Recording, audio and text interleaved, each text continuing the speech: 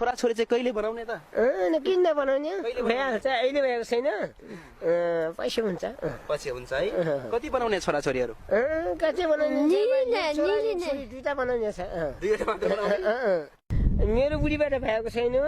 उहाँ चाहिँ शिवराज मेरो भाइको बिहा गरेको उहाँको बहिनीको भएको छैन भाइ किन यो मैले पनि गरेको छैन नि अहिलेसम्म छोरो पाएको छैन जी छोरीबाट त भइसकेको छ पहिले चाहिँ छोरो पाउने कि छोरी पाउने पहिले चाहिँ त्यसको थाहा छैन अनि 17 वर्षको नानी तपाईँ लगभग 40 वर्षको कसरी विवाह गर्नुभयो त यार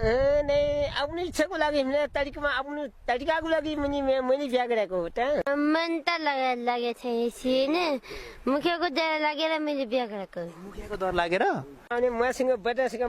मसँग आउने डर मान्यो मैले अहिले डर मानी के गर्ने अब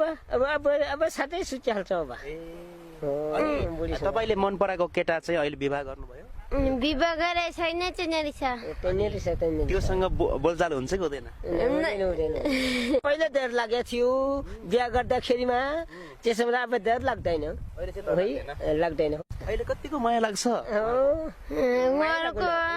माया लागेछ मैले पनि लागेछ धेरै लागेछ अनि बाहिरका केटाहरूले तपाईँहरूले जिस्काउँछ कहिलेकाहीँ जिस्काउँछ बोलाउँदैन बोलाउने थिए त बुढा थियो किन बोलाउने त्यता पनि आएको बोलाउने जस्तो अब बाहिरको केटाहरूले बरु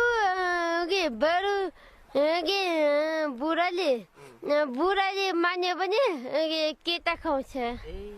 तपाईँको चाहिँ बाहिरको केटाहरूले बोलाउँदाखेरि तपाईँलाई रिस उठ्छ होला है हामीलाई रिस हाल्छ